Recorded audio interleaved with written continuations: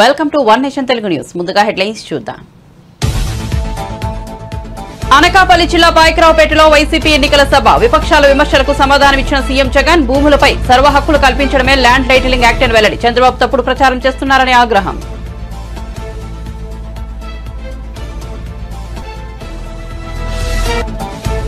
కోనసీమ జిల్లా మండపేటలో వారాహి విజయవేరి సభ. మన ఆస్తి పత్రాలపై జగన్ హక్కు ఏంటన్న పవన్ కళ్యాణ్. ఈ విషయంపై ప్రజలు నిలదీయాలని పిలుపు. జగన్ కు వైసీపీకి ప్రజలు పొలిటికల్ హాలిడే ప్రకటించాలని వ్యాఖ్యలు.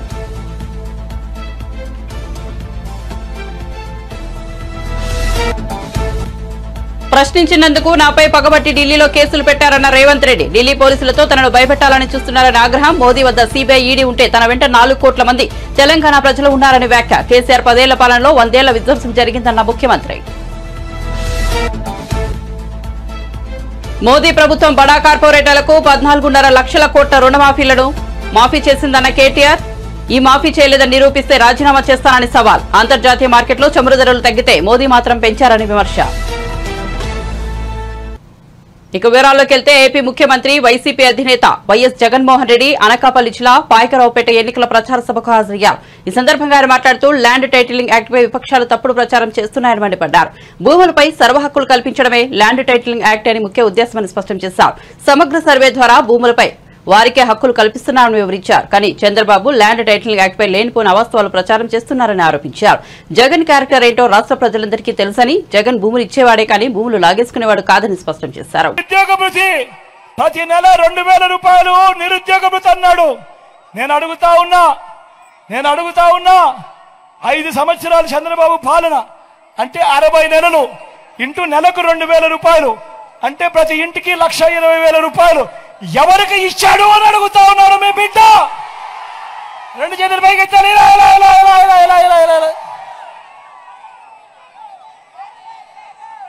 ముఖ్యమైన హామీలు ఇంకా ముందుకు పోమంటారా? అర్హులందరికీ 3 సెంట్ల స్థలం కట్టుకునేందుకు పక్కా ఇల్లు. నేను అడుగుతా ఉన్నా, ఇన్ని వేల మంది ఇక్కడ ఉన్నారు, మీలో ఏ ఒక్కరికైనా కూడా చంద్రబాబు నాయుడు గారు 1 సెంటు స్థలమైనా ఇచ్చాడో అని అడుగుతా ఉన్నాడు మీ బిడ్డ. 2 చేతులు పైకి 10,000 కోట్లతో బీసీ సప్లాన్, చేనేత, పవర్ లూమ్స్ రుణాలు మాఫీ అన్నాడు. అయ్యాయా? ఉమెన్ ప్రొటెక్షన్ ఫోర్స్ ఏర్పాటు చేస్తామన్నాడు. జరిగిందా? సింగపూర్కు మించి అభివృద్ధి చేస్తామన్నాడు. జరిగిందా? ప్రతి నగరంలోనూ హైటెక్ సిటీ నిర్మిస్తామన్నాడు. జరిగిందా? మన పాయకరావుపేటలో కనిపిస్తా ఉందా? నేను మిమ్మల్ని అడుగుతా ఉన్నా, ఇందులో చంద్రబాబు చెప్పినవి 2014లో ఈయన స్వయంగా సంతకం పెట్టి ముఖ్యమైన హామీలంటూ మీ ప్రతి ఇంటికి పంపించిన ఈ పాంఫ్లెట్ లో చెప్పినవి, ఇందులో చెప్పినవి ఒక్కటంటే ఒక్కటైనా జరిగిందా అని అడుగుతా ఉన్నాడు మీ బిడ్డ. ఈసారి మాత్రం గట్టిగా 2 చేతులు పైకి లేయాలి. ఈసారి గట్టిగా ఇలా ఇలా ఇలా ఇలా ఇలా ఇలా ఇలా ఇలా ఇలా ఇలా ఇలా ఇలా ఇలా ఇలా ఇలా ఇలా. నేను అడుగుతా ఉన్నా, నేనేమన్నా అడుగుతా ఉన్నా, మరి ఇలాంటి వాళ్ళను నమ్మవచ్చా అని అడుగుతా ఉన్నాడు మీ బిడ్డ. 2 చేతులు పైకి ఇలా ఇలా ఇలా ఇలా ఇలా ఇలా ఇలా ఇలా. ఈరోజు మళ్ళా ఏమంటా ఉన్నారు? మళ్ళీ ఇదే ముగ్గురు ఏమంటా ఉన్నారు?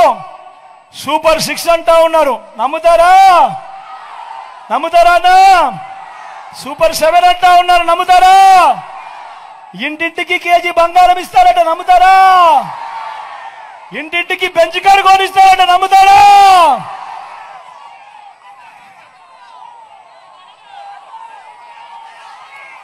ఆలోచన చేయమని మిమ్మల్ని అందరినీ కూడా కోరుతా ఉన్నా. ఇలాంటి అబద్ధాలు, ఇలాంటి మోసాల మధ్య ఎన్నికలు జరుగుతూ ఉన్నాయి.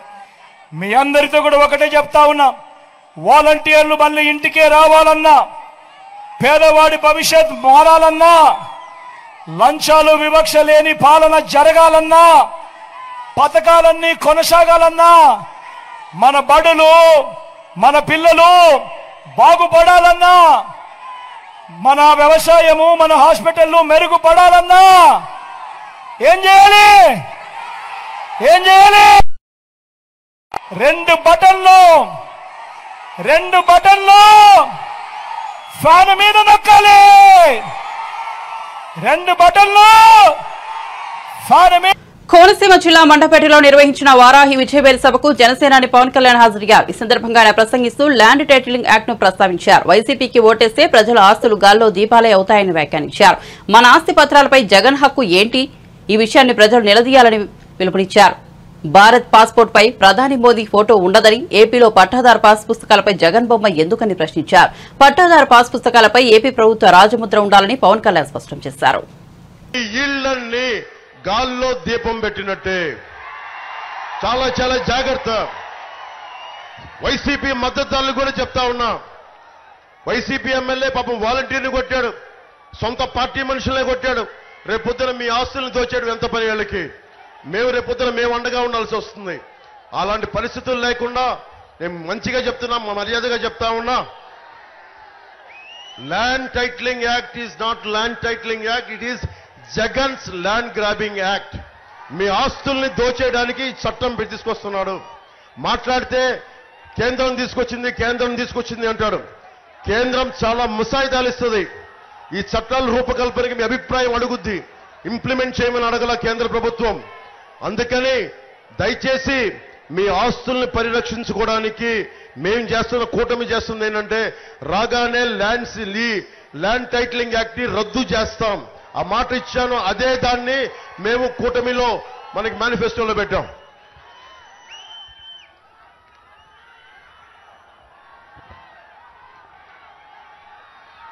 ముఖ్యంగా ఆరోగ్య బీమా నేను కొన్ని కీలకమని చెప్పి వదిలేస్తున్నాను. ఆరోగ్య బీమా కూటమి ప్రభుత్వం కుటుంబానికి 25 లక్షల రూపాయలని కూటమి ప్రభుత్వం మద్దతు తీసుకెళ్తున్నాం. మీకు ఏ జబ్బు వచ్చినా, ఏ కష్టం వచ్చినా హాస్పిటల్కి వెళ్లే ఖర్చులకి 2 లక్షలు 3 లక్షలు కాకుండా కుటుంబానికి 25 లక్షల రూపాయల వరకు ప్రీమియం ప్రభుత్వం ఇన్సూరెన్స్ కంపెనీల ద్వారా చెల్లించే బాధ్యత కూటమి ప్రభుత్వం తీసుకుంటుంది.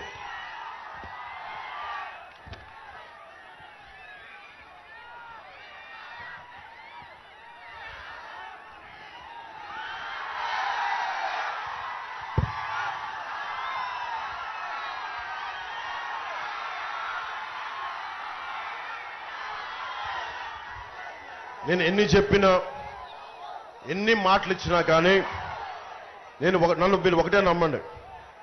మీరందరూ నన్ను నమ్ముతారు కదా. మీరు నమ్మే కదా నా దగ్గరికి వచ్చారు. ఈరోజు అడుగుతున్నా, నేను నా కోసం అడగట్లా ఓటు. నాకు మీరు 10 సంవత్సరాలు 2019లో భవన నిర్మాణ కార్మికులు వచ్చి, అన్న మా కడుపు కాలిపోతుంది, చచ్చిపోతున్నామంటే నేను విశాఖలో వచ్చి భవన నిర్మాణ కార్మికుల సంక్షేమం కోసం నేను నిలబడ్డా. ఒక్కళ్ళు రాలేదు ఆ రోజున, అందరూ భయపడ్డారు. ఒక్క దమ్ము ధైర్యంతో నిలబడింది ఒక్క జన సైనికులు రోడ్ల మీదకి వచ్చారు. ఆ రోజున వీర మహిళలు రోడ్ల మీదకి వచ్చారు. జనసేన ఈ రాష్ట్రానికి వెన్నెముకలో ధైర్యం కూరి కూరి కూరి కూరి నింపింది. అదే కూటమికి బలం అయింది. అందుకని మీకు మాటిస్తున్నా, నేను ఈరోజు ఓటు అడుగుతున్నా, కూటమికి మద్దతు ఇవ్వమని అడుగుతున్నా. బాధ్యత నేను తీసుకుంటా. నేను పిఠాపురం నుంచి పోటీ చేస్తున్నా. నాకు నియోజకవర్గ ప్రజలు ఒకటే చెప్తున్నారు, అన్నదమ్ములు, అన్న నేను 1,00,000 మెజారిటీతో గెలిపిస్తామని. మీకు ఎన్ని సమస్యలున్నా మీరు గుర్తుపెట్టుకోండి, ఒక్క పదవి లేకుండా, ఒక్క ఎమ్మెల్యే లేకుండా నేను దశాబ్దం మీకోసం ఒళ్ళు వంచి గుడ్డలా పనిచేశాను మీకోసం. ఈ రోజున నేను కూటమికి సీఎం రమేష్ గారికి కానీ, సుందరపు విజయ్ కుమార్ గారికి కానీ నేను ఓట్లు అడగట్లా. నేను మీ భవిష్యత్తు కోసం కూటమికి ఓటు వెయ్యమని చెప్పి నేను అభ్యర్థిస్తున్నాను, ఆర్థిస్తున్నాను. మీ భవిష్యత్తు కోసం ఓటు వేయమని ఆర్థిస్తున్నాను. మీ భవిష్యత్తు కోసం. ఏ భవిష్యత్తులో, ఏ 100 రోజుల్లో, వచ్చిన 100 రోజుల్లో ఎవడైతే గంజాయి సాగు చేశాడో వాళ్ళందరినీ రోడ్ల మీద నడిపించి, మోకాళ్ళ మీద నడిపించి తొక్కు నార తీస్తాం ఒక్కొక్కడికి. రిజర్వేషన్లపై తాను ప్రశ్నించినందుకు గాను ప్రధాని నరేంద్ర మోదీ కేంద్ర మంత్రి అమిత్ షా తనపై పగబట్టి ఢిల్లీలో కేసు పెట్టారని తెలంగాణ ముఖ్యమంత్రి రేవంత్ రెడ్డి అన్నారు. ఈడీ, సీబీఐ, ఐటీతోనే కాదు ఢిల్లీ పోలీసులతో తనను భయపెట్టాలని చూస్తున్నారని, కానీ తాను భయపడే వ్యక్తిని కాదన్నారు. కేసీఆర్ తనను చర్లపల్లి జైలుకు పంపిస్తే కొట్లాడామని, మోదీ దగ్గర సీబీఐ, ఈడీ పోలీసులు ఉండవచ్చు, కానీ తన వెంట 4 కోట్ల తెలంగాణ ప్రజలు ఉన్నారన్నారు. బుధవారం ఆయన ఎన్నికల ప్రచారంలో భాగంగా జగిత్యాల జిల్లా కోరుట్లలో నిర్వహించిన జనజాతర సభలో పాల్గొన్నారు. మీకు ఉద్యోగాలలో రిజర్వేషన్లు ఇచ్చి ఇవాళ మీకు రాజకీయాలలో రిజర్వేషన్లు ఇచ్చినందుకే అట్లూరి లక్ష్మణ్, కవంపల్లి సత్యనారాయణ, మేడిపల్లి సత్యం లాంటి వాళ్ళు ఎమ్మెల్యేలు, విప్పులైన దామోదర్ రాజ నరసింహ గారు మంత్రి అయిన బట్టి విక్రమార్క గారు ఫిర్యాదుదారంటే కేంద్ర హోంశాఖను స్వయంగా పోయి రేవంత్ రెడ్డి బీసీలను, ఎస్సీలను, ఎస్టీలను జాగృతం చేస్తుండు. వాళ్ళ రిజర్వేషన్ల రద్దు మీద ఊరూరు తిరిగి ప్రచారం చేస్తుండు. ఆయనను అర్జెంటుగా అరెస్టు చేయాలని ఢిల్లీలో కేసు పెట్టారు. నేను అడుగుతున్న నా మిత్రులు, ఒకవేళ నేను మాట్లాడింది తప్పైతే ఈడ బీజేపీ నాయకులు లేరా? ఈడ మీ ఎంపీ ధర్మపురి అరవిందే బీజేపీ కదా, పక్కన బండి సంజయ్ బీజేపీ కదా, ఆ పక్కన కిషన్ రెడ్డి గారు కేంద్ర మంత్రి కదా. తెలంగాణలో ఎందుకో కేసు పెట్టలేదు, ఎందుకో ఫిర్యాదు చేయలేదంటే ఈడీ, ఇన్కమ్ ట్యాక్స్, సిబిఐ కాదు, ఈ రోజు ఢిల్లీ పోలీసులను కూడా ఉపయోగించి మనల్ని భయపెట్టాలని చూస్తున్నారు. నేను అడుగుతున్న మిత్రులారా, ఈడ చాలా మంది యువకులు 10 ఏళ్ళు చంద్రశేఖరరావు చేసింది ఇదే కదా. మన కార్యకర్తల ఆస్తులు ధ్వంసం చేసిండు, అక్రమ కేసులు పెట్టిండు, హత్యలు చేయించిండు. అయినా కార్యకర్తలు ఎవరు చంద్రశేఖరరావుకు లొంగలేదు, తిరగబడి చంద్రశేఖరరావును బొందబెట్టిరు. మొన్న జరిగిన డిసెంబర్ ఎన్నికల్లో కేసులకు భయపడతామా సోదరులారా? మీ సోదరుడు మీ రేవంత్ అన్న కేసులకు భయపడతాడా? చంద్రశేఖరరావు చెర్లపల్లి జైలుకు తోలితే భయపడ్డామా? చెంచల్గూడ జైల్లో బంధిస్తే భయపడ్డామా? తిరగబడి కొట్లాడినాం, కేసులు పెట్టినోని ఇవాళ పండబెట్టినాం, గోతి తీసి పాతి పెట్టినాం. నేను అదే మాట చెప్పదలుచుకున్న బీజేపీ నాయకులకు, మీరు ఢిల్లీలో పోలీసులు ఉండొచ్చు, ఈడీ ఉండొచ్చు, ఇన్కమ్ ట్యాక్స్ ఉండొచ్చు, సిబిఐ ఉండొచ్చు, మీ దగ్గర, నా దగ్గర 4 కోట్ల తెలంగాణ ప్రజలను, 50 లక్షల తెలంగాణ యువకులు ఉన్నారు. ఈ 50 లక్షల తెలంగాణ యువకులతోనే తెలంగాణకు వచ్చిన దరిద్రం, చీడను, పీడను చంద్రశేఖరరావును వదిలించినాం. మా వాళ్ళ దెబ్బకు చంద్రశేఖరరావు నడుము ఇరిగి బోర్ల బొక్కలు వాడి, బొక్కలు ఇరిగి బోర్ల పడ్డాడు. మరి ఇవాళ గుజరాత్ నుంచి వాళ్ళిద్దరు కూడా బయలుదేరి నిన్నటికి నిన్న మోడీ గారు వచ్చారు. ఆయన ఈ దేశ ప్రధానమంత్రి, ఆయనను గౌరవించాల్సిన బాధ్యత మన మీద ఉన్నది. ఒక ప్రధానమంత్రిగా, వయసులో పెద్దవాడిగా, 13 సంవత్సరాలు ముఖ్యమంత్రిగా, 10 సంవత్సరాలు ప్రధానమంత్రిగా చేసిన నరేంద్ర మోడీ గారిని, వయసులో చిన్నవాడిని, మొదటిసారి ముఖ్యమంత్రి అయిన వాడిని తప్పకుండా వారిని గౌరవిస్తా, వారు ఎదురు పడితే నమస్కారం కూడా పెడతా. కానీ నరేంద్ర మోడీ గారు ఈ దేశ ప్రధానమంత్రిగా కాకుండా గుజరాత్ వాడిగా తెలంగాణకు వచ్చి తెలంగాణలో మనల్ని తిట్టిండు, మనల్ని శాపించిండు, మనల్ని దెబ్బతీయాలని కుట్ర చేస్తున్నాడు. ఎవరైనా ఎన్నికలప్పుడు వస్తే ఈ ప్రాంతానికి ఏమి ఇస్తారో, ఈ ప్రాంతానికి ఏం తెస్తారో చెప్పాలి. ఇవాళ నిన్న అది చెప్పలేదు. గతంలో కాంగ్రెస్ పార్టీ బయ్యారం ఉక్కు కర్మాగారం ఇచ్చింది, దాన్ని రద్దు చేసిండు. రైల్వే కోచ్ ఫ్యాక్టరీ ఇచ్చిండు కాజీపేటలో, రద్దు చేసిండు. ITIR కారిడార్ ఇచ్చిండు, రద్దు చేసిండు. IIM IITలు ఇచ్చిండు, రద్దు చేసిండు. పాలమూరు రంగారెడ్డి ఎత్తిపోతల పథకానికి జాతీయ హోదా ఇస్తే రద్దు చేసిండు. అంతెందుకు, మీ గుండె బాండ్ పేపర్ రాసిచ్చాడు, 5 రోజులలో పసుపు బోర్డు ఇస్తా అని. 5 ఏళ్ళైనా ఇయ్యలే. నరేంద్ర మోడీ గారు ఏమైనా అది చెప్తారేమని నేను అనుకున్నా. నిజామాబాద్కు పసుపు బోర్డు ఇస్తా అన్నాం, ఇస్తున్నాం తీసుకోండి ఆ రైతులకు అని. చక్కెర కర్మాగారాన్ని ఇయ్యాలొచ్చి మాటలు చెప్తున్నాడు ఆయన. పసుపు గిట్టుబాటు ధర లేదు, ఎర్రజొన్నలు గిట్టుబాటు ధర లేదు, మొక్కజొన్న గిట్టుబాటు ధర లేదు. మీ చెరుకు కర్మాగారం తెరిచే పరిస్థితులు లేవు. ఇవేవి చెప్పలే. కాంగ్రెస్ పార్టీని ఈ దేశంలోనే లేకుండా చెయ్యాలి అని వారు అంటున్నారు. కాంగ్రెస్ ముక్త భారత్ అంటున్నాడు. నేను అడుగుతున్నా, కాంగ్రెస్ ముక్త భారత్ అంటే మేము ఇచ్చిన రిజర్వేషన్లు రద్దు చేయడమే కదా. కాంగ్రెస్ ముక్త భారత్ అంటే మేము ఇచ్చిన తెలంగాణను అవమానించడమే కదా. దీనికోసం నరేంద్ర మోడీ గారు 7 విమానాలు వేసుకొచ్చి మెదక్ జిల్లాలో మీటింగ్ పెట్టి మనల్ని తిట్టిపోతాడా? ఇదే కాదు, నేను ముఖ్యమంత్రి అయిన తర్వాత వారిని కలిసిన. హైదరాబాద్ నగరానికి మెట్రో రైలు కావాలి, మా నగరం విస్తరించింది, విశ్వ నగరం అయ్యింది, దీనికి మెట్రో రైలుకు అనుమతులు ఇవ్వండి, నిధులు ఇవ్వండి అన్న పైసి ఇవ్వలే, ఆ మాట ఊసెత్తలే. మూసీ రివర్ ఇవాళ మురికి కూపంగా మారింది. హైదరాబాద్ లో ఉండే కాలుష్యం అంతా మూసీ చెరువులోనే, మూసీ రివర్ లోనే పోతుంది. దాన్ని ప్రక్షాళన చేసి మూసీ రివర్ ఫ్రంట్ చేయాలి. మూసీ రివర్ తెలంగాణ బీజేపీ అధ్యక్షుడు కిషన్ రెడ్డి కరీంనగర్ బీజేపీ అభ్యర్థి బండి సంజయ్ కి బీఆర్ఎస్ వర్కింగ్ ప్రెసిడెంట్ కేటీఆర్ సవాల్ విసిరారు. మోదీ ప్రభుత్వం బడా కార్పొరేటర్లకు 14.5 లక్షల కోట్ల రుణాలను మాఫీ చేయలేదని నిరూపిస్తే తాను రేపే ఎమ్మెల్యే పదవికి రాజీనామా చేస్తారని సవాల్ విసిరారు. మేడే సందర్భంగా తెలంగాణ భవన్లో ఏర్పాటు చేసిన కార్యక్రమంలో ఆయన పాల్గొన్నారు. అనంతరం కేటీఆర్ మాట్లాడుతూ కరోనా కాలంలో ప్రజలు ఇబ్బందులు పడుతుంటే ప్రధాని మోదీ పట్టించుకోలేదని ఆరోపించారు. కార్మికులను, కర్షకులను మోదీ చావగొట్టారన్నారు. పబ్లిక్ సెక్టర్లు కానీ అమ్మద్దన్నా అమ్మనీయద్దన్నా బీఆర్ఎస్ ఉండాలి. హైదరాబాద్ను కేంద్రపాలిత ప్రాంతం చేస్తారని ఒక మాట వినబడతాం. జూన్ 2 దాకా ఉమ్మడి రాజధాని హైదరాబాద్. ఆ తర్వాత ఎందుకంటే ఇక మోడీకి పట్టు దొరకలేదు ఇక్కడ. కాబట్టి ఏంటంటే అవసరమైతే కేంద్ర ప్రభుత్వం దీన్ని కేంద్రపాలిత ప్రాంతం చేసి మళ్ళీ లెఫ్టినెంట్ గవర్నర్ని పెట్టి మొత్తం అంతా కంట్రోల్ అంతా వాళ్ళ చేతిలో పెట్టుకోవాలి, జుట్టు వాళ్ళ చేతిలో పెట్టుకోవాలన్నది వాళ్ళ ఆలోచన. అట్లా కావద్దు. హైదరాబాద్ మనది మనకే ఉండాలి. మన 440 సంవత్సరాల చరిత్ర కలిగిన హైదరాబాద్, తెలంగాణ ప్రజల చెమట రక్తంతో నిర్మించిన హైదరాబాద్ మనది మనకే ఉండాలంటే తప్పకుండా మనం ఆ కుట్రను కూడా అడ్డుకోవాలంటే బీఆర్ఎస్ ఉండాలి. అదేవిధంగా ఇప్పుడు గోదావరి నీళ్ళని తీసుకుపోయి కిందికి కలుపుతా, కావేరీలో కలుపుతా అంటాడు మోడీ. గోదావరి నీళ్ళు మన అవసరాలు తీరినాక కలిపితే పర్వాలేదు, కానీ మన అవసరాలు తీరకుండా కిందికి కొట్టబోతానంటే దాన్ని అడ్డుకోవాలంటే బీఆర్ఎస్ ఉండాలి. కొంతమంది బీజేపీ ఎంపీలు చెప్తున్నారు, ఖుల్లా చెప్తున్నారు, రాజ్యాంగాన్ని తీసేస్తాం, రిజర్వేషన్లు ఎత్తేస్తాం అంటున్నారు. ఎస్సీ ఎస్టీ రిజర్వేషన్లు కానీ, ముస్లిం మైనార్టీలకు ఇచ్చిన రిజర్వేషన్లు కానీ తీసేస్తామని మాట్లాడుతున్నారు. మరి అట్లాంటి దుర్మార్గాన్ని, అరాచకాన్ని అడ్డుకోవాలంటే గులాబీ జెండా పార్లమెంట్లో ఉండాలి, ఎగరాలి, వీళ్ళతో కాదు. అందుకే నేను మిమ్మల్ని మనస్ఫూర్తిగా కోరేది, ఇంకా చెప్పాలంటే చాలా ఉంది, కానీ ఈసారి బీజేపీ గెలిస్తే మాత్రం సింగరేణి ఉండదు. ఈసారి బీజేపీ గెలిస్తే నవరత్నాలు ఉండయి, మహారత్నాలు ఉండయి, ఏ రత్నాలు ఉండయి, అన్నీ అమ్మేస్తాడు.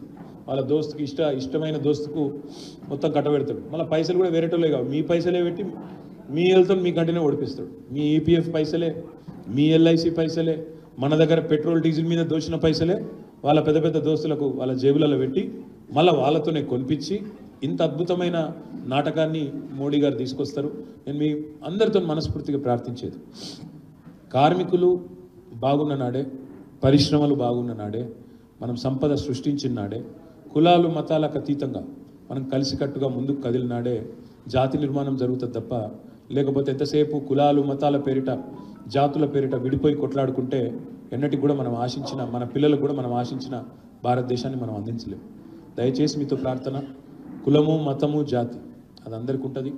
ఎవరు ఏ కులంలో పుట్టాలి, ఏ మతంలో పుట్టాలి మన చేతిలో లేని పని.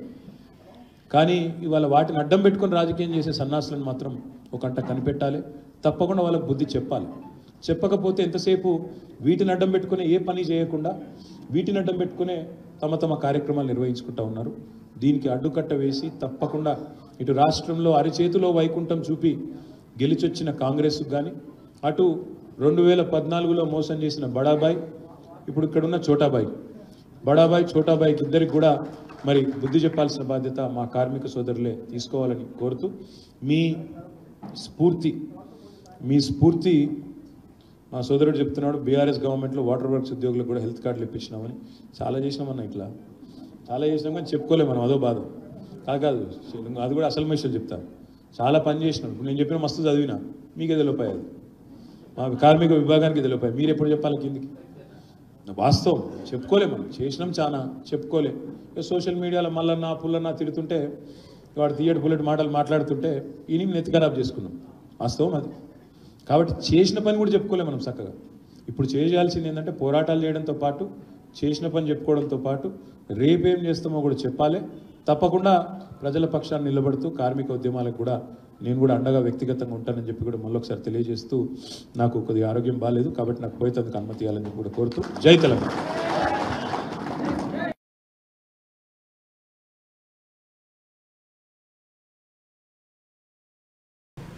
ప్రజల భూములు కాజేసుకునేందుకు వైఎస్ఆర్సీపీ ప్రభుత్వం ల్యాండ్ టైటిలింగ్ యాక్ట్ తో కొత్త మోసానికి తెరలేపిందని బీజేపీ నాయకురాలు ఆమిని శర్మ విమర్శించారు.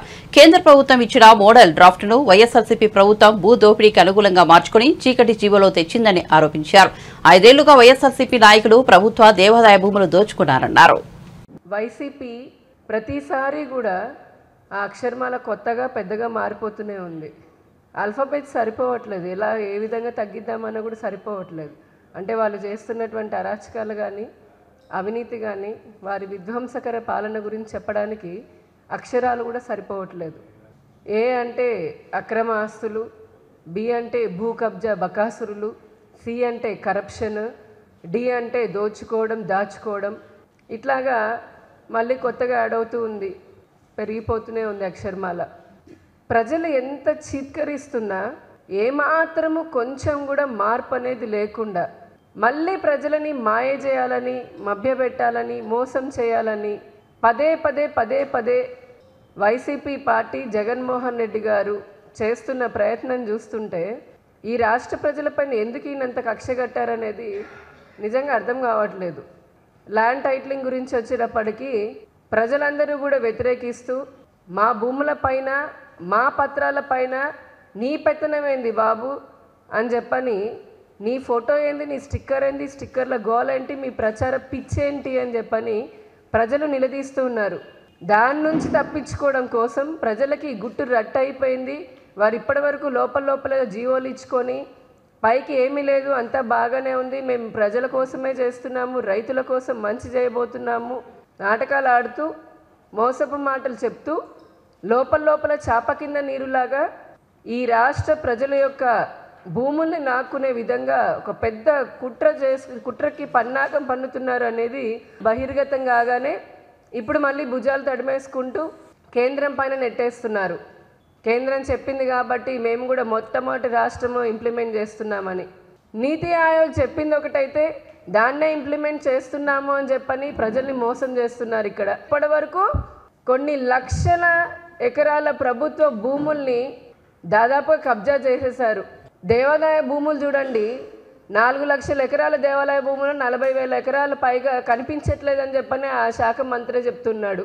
విశాఖ చూడండి, అమరావతి చూడండి, రాష్ట్రంలో ఏ మూల చూసినా ప్రభుత్వ భూముల్ని అక్రమంగా ఈ 5 ఏళ్లలో అడ్డగోలుగా కబ్జా చేసి పడేశారు వైసీపీ నాయకులు. ప్రైవేటు వాళ్ళవి చూసాము, విశాఖలో చూసాము, చాలా చోట్ల చూసాము. బెదిరించి వారిని భయపెట్టి భయభ్రాంతులకి గురి చేసి రకరకాలుగా హింస పెట్టి ప్రైవేటు వాళ్ళ భూముల్ని కూడా తీసుకోవడం చూసాం. ఈ చట్టం పేరుతో మీరు చేయబట్టినటువంటి కుట్రని ఇక్కడ ఉన్నటువంటి కూటమి ఎదుర్కొని ప్రజలకి వాస్తవాలని చెప్పడం జరుగుతుంది. భారతీయ జనతా పార్టీ 400 సీట్లు గెలిచి ఎస్సీ, ఎస్టీ, బీసీల రిజర్వేషన్లు తొలగించాలని కుట్ర పన్నుతోందని మంత్రి పొన్నం ప్రభాకర్ ఆరోపించారు. ఆదాని అంబానీలకు దేశాన్ని అప్పగించాలని బీజేపీ యోచిస్తోందని విమర్శించారు. సిరిసిల్లలో మీడియాతో మంత్రి మాట్లాడారు. కేంద్రంలో కాంగ్రెస్ అధికారంలోకి వస్తేనే రాష్ట్రానికి అవసరమైన నిధులు అందుతాయని చెప్పారు. దేశంలో ఉన్న మేధావులు, దేశంలో ఉన్నటువంటి అనేక మంది ప్రజాస్వామికవాదులు ఎందుకు ప్రధానమంత్రి గారికి 30 సంవత్సరాల తర్వాత ఇంత కంఫర్టబుల్ మెజారిటీ ఇచ్చిన తర్వాత కూడా ఆయన దేశంలో ఉన్నటువంటి ఆస్తి సంపద అంతా ఆదాని అంబానీకి అప్పచెప్పుకుంటూ కూడా అన్ని ప్రతిపక్షాలు ఇండియా కూటమి చెప్తే కూడా ఆయన నియంతృత్వంగా పోతా ఉన్నాడు. ఎందుకు ఇంత మొండిగా అబ్కి బార్ 400 అంటుండని అనేకమైనటువంటి విశ్లేషణలు, చర్చలు జరిగితే అందులో నుంచి వచ్చినటువంటి అంశం ఏంటంటే ప్రధానమంత్రి గారు 400 సీట్లు గెలిచినట్టయితే రాజ్యాంగాన్ని మార్చి ఏ డాక్టర్ బాబాసాహెబ్ అంబేద్కర్ గారు రచించారో ఆ రాజ్యాంగ మార్పు ద్వారా ఇప్పుడు అనుభవిస్తున్నటువంటి ఎస్సీ, ఎస్టీ, బీసీల రిజర్వేషన్లు తొలగించవచ్చు. పార్లమెంటులో ఉన్నటువంటి 3వ వంతు ఓటింగ్ ద్వారా 543లో 400 మెజారిటీ ఉంటే ఆయన పార్లమెంటులో ఉన్నటువంటి రాజ్యాంగాన్ని మార్పు చేసుకొని భవిష్యత్తు కాలంలో నియంతలాగా ఉండాలి. దేశంలో ఉన్న సంపదను ఆదాని, అంబానీ, గుజరాత్ కుటుంబాలకు అప్పచెప్పాలి. ఎక్కడ కూడా దేశంలో ఉన్నటువంటి దళితులు, గిరిజనులు, బలహీన వర్గాలు తినడానికి అవకాశం లేదు అనేటువంటి ఆలోచనతోటి మాత్రమే అబ్కి బార్ 400 అన్నాడు అనేటువంటి ఒక మాట రావడము క్షేత్రస్థాయిలో. ఏ ఒక్క దళితుడు ఉత్తర భారతంలో ఓటేస్తలేడు. ఏ ఒక్క బలహీన వర్గాల వాళ్ళు కూడా 4 లక్షలతో గెలిచిన బీజేపీ సీట్లో 50,000 లక్షతో ఓడిపోతున్నాయని సెంట్రల్ ఇంటెలిజెన్స్ మొత్తం యావత్ అన్ని సంస్థలు చెప్తుంటే ప్రధానమంత్రి ఆందోళనకు పడి అసహనానికి గురై ఈ దేశంలో కాంగ్రెస్ వస్తే ఆస్తులు ముస్లింలకు వస్తారు ఒకరోజు అన్నాడు, రెండో రోజు మంగళసూత్రాలు గుంజుకుంటుంది అంటున్నాడు, మూడో రోజు ఆస్తులు గుంజుకొని బంగాళాలని మీ అన్ని గుంజుకుంటాయి అంటుండు, నాలుగో రోజు అర్బన్ ఒక ప్రధానమంత్రి స్థాయి అర్బన్ టెర్రరిజం అర్బన్ నక్సలిజం వస్తూ అంటున్నాడు, హనుమాన్ చాలీసా చదవని అంటుండు. ఇవాళ కొత్తగా రాష్ట్రంలోకి వచ్చింది నారాయణ ఖేడ్ అక్కడ అంటాడు ఆర్ఆర్ ట్యాక్స్ వసూలు చేస్తున్నట్టు ప్రధానమంత్రి స్థాయికి ఇక్కడి దాకా దిగజారిపోయిన ఆఖరికి మామూలు 3 సార్లు ఓడిపోయిన కార్పొరేటరో వార్డు మెంబరో కూడా అటువంటి మాటలు మాట్లాడాడు. అక్కడికి దిగజారిపోయింది ఇవాళ ప్రధానమంత్రి. మేము అడుగుతా ఉన్నాం, ఈ దేశంలోని మొత్తం యావత్ సంపద 11 లక్షల కోట్ల రూపాయల సంపద ఎల్ఐసితో సహా బిఎస్ఎన్ఎల్తో సహా ఎయిర్పోర్టులతో సహా పోర్టులతో సహా ఆదాని అంబానీ A+A ఇద్దరికి అప్పచెప్పిన మాట వాస్తవం కాదా అని అడుగుతా ఉన్నాం. ఇవాళ ఇది విధంగానే మీరు అడగలే ఇదనిలే మాట్లాడుతూ ఉన్నారు. నేను అడుగుతాను, ఇలా భారతీయ జనతా పార్టీ ఒక్క సీటు గెలిచినా భవిష్యత్తు కాలంలో ఎస్సీ ఎస్టీ బీసీ రిజర్వేషన్లు ఉంటాయని చెప్పే ధైర్యం ఇప్పుడు పోటీ చేస్తున్న బీజేపీ అభ్యర్థులకు ఉందా? నేను అటుగా చెప్తానే, ఆనాడు మండల్ కమిషన్ తెస్తే అద్వానీ గారు కమండల్ యాత్ర పెట్టి దేశం మొత్తం అల్లకల్లోలం చేసి మండల కమిషన్ అమలు కాకుండా చేసినాడా లేదా? అదేవిధంగా ఆర్ఎస్ఎస్ చీఫ్ మోహన్ భగవత్ గారు ఈ దేశంలో రిజర్వేషన్ రహిత భారతదేశానికి తీసుకొస్తామని చెప్పిండా లేదా? మొన్నటికి మొన్న రాహుల్ గాంధీ గారి దేశంలో ఎవరు ఎంతున్నారో వారికంతా జితనా ఆబాదీ ఉతనా ఇచ్చాదారి అంటే ఆ కులగణనకు ముఖ్యమంత్రి హోదా స్థాయిని దిగజార్చేలా రేవంత్ రెడ్డి మాట్లాడుతున్నారని బీజేపీ రాజ్యసభ సభ్యుడు లక్ష్మణ్ విమర్శించారు. ఆయన మాటల్లో పసలేదని ప్రజలు గుర్తించారన్నారు. నాంపల్లిలోని బీజేపీ కార్యాలయంలో నిర్వహించిన మీడియా సమావేశంలో ఆయన మాట్లాడారు. రిజర్వేషన్లపై కాంగ్రెస్ బీఆర్ఎస్ నేతలు చేస్తున్న ప్రచారాన్ని ప్రజలు నమ్మరన్నారు. ఆఖరికి ఫేక్ వీడియోలు సృష్టించే స్థాయికి రేవంత్ రెడ్డి దిగజారాడని విమర్శించారు. 10 ఏళ్లుగా కాంగ్రెస్ పార్టీ కేంద్రంలో అధికారంలో దూరంగా ఉండడము, ఈసారి ఇలాగైనా అధికారంలో రావాలనేటువంటి పగటి కలలు కంటూ ప్రజల నుంచి మాత్రం ఏమాత్రం కూడా కాంగ్రెస్ పట్ల విశ్వసనీయత లేకపోవడము, వారు చేసే ప్రచారాలకు ప్రజలే చీత్కారాలే ఎదురు కావడం, 10 ఏళ్ల మోదీ పాలన పైన విమర్శలు చేయడానికి, అవినీతి పట్ల గాని అభివృద్ధి పట్ల గాని పేద సంక్షేమం పట్ల గాని ఏ రంగంలో కూడా వారికి తప్పు పట్టేటువంటి అవకాశమే దొరకటం లేదు. దీంతో కంగారెత్తినటువంటి కాంగ్రెస్ పార్టీ అబద్దాలని అస్త్రాలుగా చేసుకుని భారతీయ జనతా పార్టీ పట్ల బుడ్డ జల్లే కార్యక్రమం, బట్టకాల్చి మీద వేయడం అనేది పదే బీజేపీ ఎస్సీ ఎస్టీ బీసీల రిజర్వేషన్లు రద్దు చేస్తుందని, అందుకనే 400 సీట్లు ఇవాళ సాధిస్తామని బీజేపీ ప్రచారం చేస్తుందని చెప్పి వారు మాట్లాడడం, చివరికి ఆర్ఎస్ఎస్ ను కూడా ఈ ప్రచారంలోకి లాగడము, ఆర్ఎస్ఎస్ కూడా రాజకీయ రంగు పులిమేటువంటి మరి కుట్రలు కుతంత్రాలు కూడా పన్నడం, ఇంత పెద్ద ఎత్తున ప్రచారం చేసినా ప్రజలు ఇవాళ నమ్మడానికి సిద్ధంగా లేరు. చివరికి ఆర్ఎస్ఎస్ చీఫ్ స్వయంగా మోహన్ భగవత్ గారు కూడా రిజర్వేషన్లకు మేము వ్యతిరేకం కాదు, ఈ సమాజంలో వివక్షత కొనసాగేటువంటి పరిస్థితి ఉన్నంత కాలం కూడా రిజర్వేషన్లు కొనసాగాలని చెప్పి కరాఖండిగా ఘంటాపదంగా ముక్కు సూటిగా మరి వాళ్ళ ఆర్ఎస్ఎస్ చీఫ్ చెప్పడంతో నేను రేవంత్ రెడ్డి గారిని అడుగుతున్నాను, ముఖ్యమంత్రి రేవంత్ రెడ్డి గారు మీరు తల ఎక్కడ పెట్టుకుంటారో ఒకసారి ఆలోచన చేయండి. ముఖ్యమంత్రి అయ్యుండి కూడా రేవంత్ రెడ్డి గారు ఏ రకంగా ఆ ముఖ్యమంత్రి స్థాయిని దిగజార్చే విధంగా కనీసం నైతిక విలువలు కూడా పాటించకుండా ఏ రకంగా ఇవాళ అబద్దాలనే ప్రచార అస్త్రాలుగా చేసుకొని చివరికి చెబితే నమ్మటం లేదు ప్రజలు, ఎంత ఊక దంపుడు ఉపన్యాసాలు మాటల తూటాలు పీల్చినా ఇవాళ అందులో పసలేదు అని గ్రహించిన ప్రజలు చూసి ఈరోజు ఫేక్ వీడియోలు సృష్టించే స్థాయికి ఇవాళ మరి దిగజారనంటే రేవంత్ రెడ్డి గారు మరి క్షమాపణ చెప్పాలి. పదే రాజ్యాంగాన్ని మారుస్తామని చెప్పి విష ప్రచారం అయితే చేస్తున్నారో ప్రధానమంత్రి నరేంద్ర మోడీ మొదలుకొని అమిత్ షా గారు, జేపీ నడ్డా గారు, పార్టీ యంత్రాంగం అంతా కూడా ఇవాళ చాలా స్పష్టంగా కుండ బద్దలు కొట్టి ఇవాళ రాజ్యాంగం పట్ల మాకున్నటువంటి గౌరవాన్ని వ్యక్తపరుస్తుంది. బులెటిన్ ముగించే ముందు హెడ్లైన్స్ మరోసారి చూద్దాం. అనకాపల్లి జిల్లా పాయకరావుపేటలో వైసీపీ ఎన్నికల సభ విపక్షాల విమర్శలకు సమాధానమిచ్చిన సీఎం జగన్ భూములపై సర్వ హక్కులు కల్పించడమే ల్యాండ్ టైటిలింగ్ యాక్ట్ అని వెల్లడి. చంద్రబాబు తప్పుడు ప్రచారం చేస్తున్నారని ఆగ్రహం.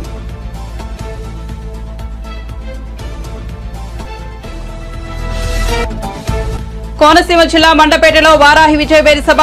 మన ఆస్తి పత్రాలపై జగన్ హక్కు ఏంటన్న పవన్ కళ్యాణ్. ఈ విషయంపై ప్రజలు నిలదీయాలని పిలుపు. జగన్ కు వైసీపీకి ప్రజలు పొలిటికల్ హాలిడే ప్రకటించాలని వ్యాఖ్యలు.